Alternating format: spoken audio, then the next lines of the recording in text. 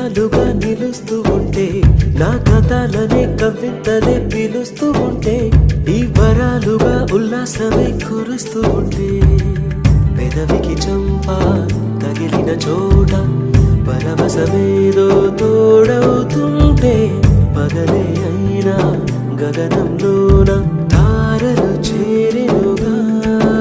నిజంగా నేనేనా ఇలా నీ జతలో ఉన్నా, ఇదంతా